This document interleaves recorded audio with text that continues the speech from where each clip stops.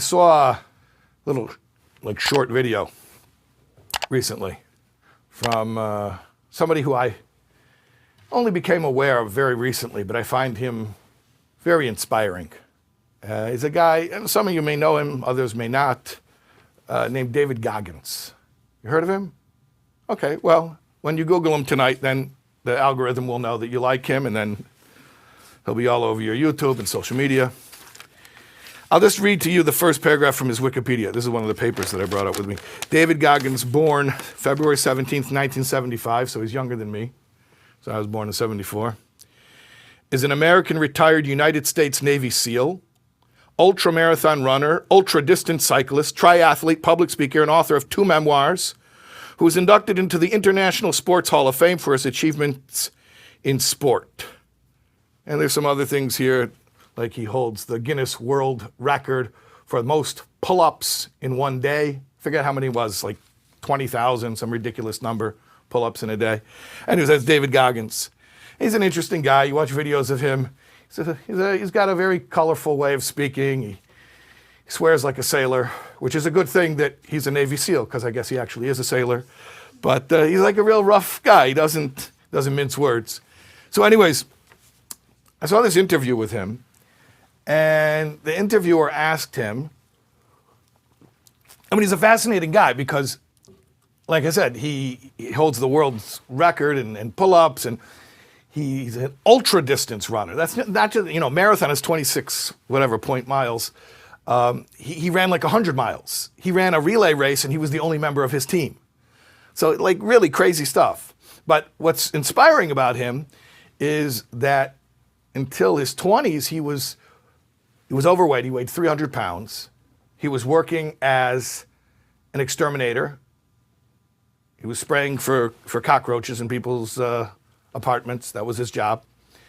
Every night, he hated his job, so every night he would go and buy a milkshake and a dozen donuts, and that was his only pleasure in life. And that's how he could have lived the rest of his life. But he had this wake-up call, and he decided that he's not going to waste his life.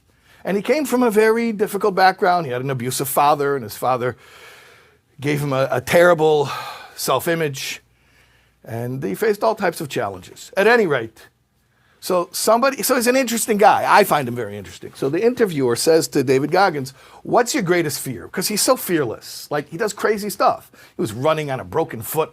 He ran in the middle of a marathon. He broke his foot and just kept running at it. He's a fearless guy. So the interviewer says to David Goggins, "What's your greatest fear?" So he thinks for half a second. He says, "My greatest fear?" He says, "You believe in God?"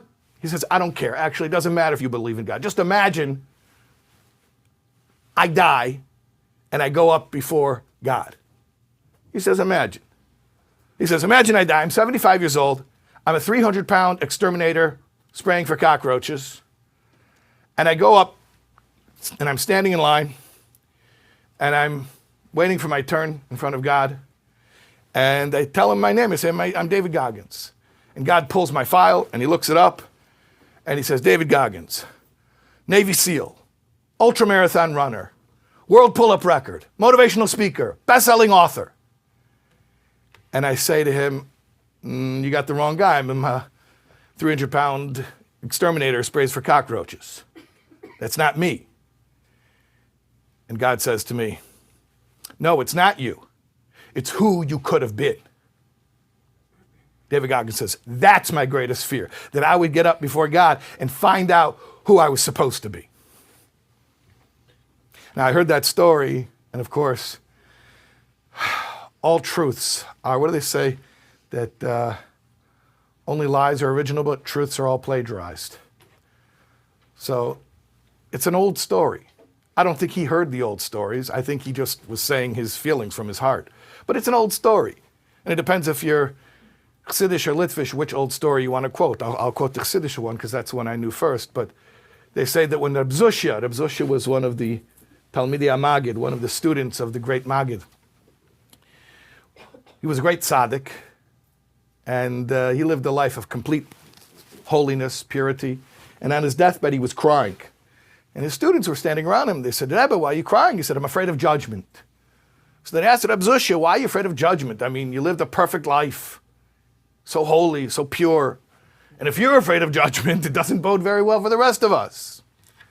So Rabbi Zusya says to his students, he says, my dear children, do not think that I'm afraid that I will get up there and the heavenly court will review my life and say to me, Zusya, why weren't you like Avram Avinu, like Abraham, our patriarch?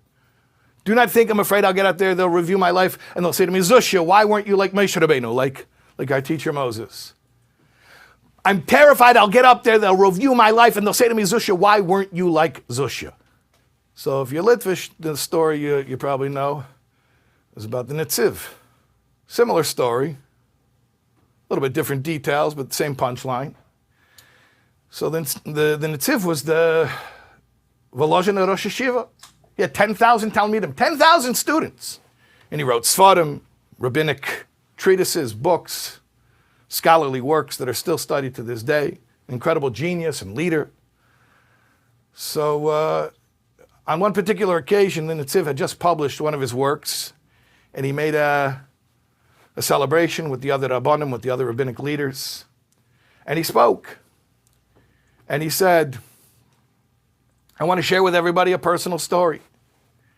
He says, when I was a kid, I was not a good student. I did not apply myself. And I was 11 years old. And I came home from Cheder, where I was not a good student. And instead of walking through the door, I actually stood out on the porch for a moment. And I heard my mother and father speaking, and they were speaking about me. And my father said to my mother, you know, Naftali, he's not so much of a learner. And he's going to need to have some type of a skill if he's going to make a living. I'm really thinking after his bar mitzvah, we should pull him out of yeshiva and we should get him an apprenticeship. I know a shoemaker that'll let him work in the shoemaker shop, and Naftali will learn shoemaking. So the Netziv says, I overheard that. He said, it lit a fire under me. And from that day on, I took myself more seriously. And I became a more devoted student. And you see what became of me in the end. So he says, you know, imagine if I hadn't been standing there on the other side of that door. Imagine if that conversation would have taken place, but I didn't know about it. And on the day of my bar mitzvah, my parents would have said to me, Mazel Tov, and now it's time to move on from yeshiva. Now it's time you're going to go apprentice by a shoemaker. And I would never have known that this was a discussion. I would have never known what the alternatives were. I would just be taken to the shoemaker. And he says, and I want to tell you something. I believe I would have been a darn good shoemaker. I would have been a good shoemaker. And I would have lived a life. And after I grew gray and old, I would pass away. And I would come up to the heavenly court. And they would say, Naftali, show us your wares. Show us your accomplishments. And I would proudly produce my best pair of shoes, which I had cobbled, and I would say, here they are. And they would say to me, but where are all of your Sfarim, your rabbinic scholarly books? Where are your 10,000 students of the yeshiva? And I would say, you got the wrong guy, I'm just a shoemaker. And they would say, Naftali, you are a shoemaker, but you were supposed to be the Netziv. The idea I'm trying to bring across is, as I said earlier, how are we supposed to do TESHUVAH?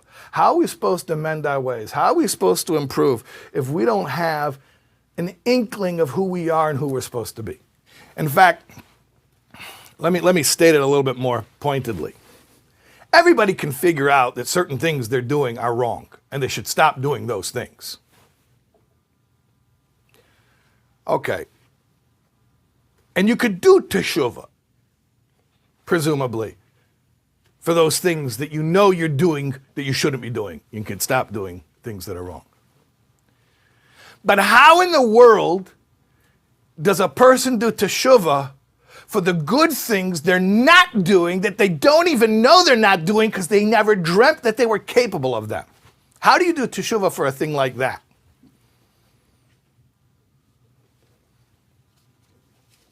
So if you don't know who you really are, if you don't have a picture of who you really are, you can't even do TESHUVAH.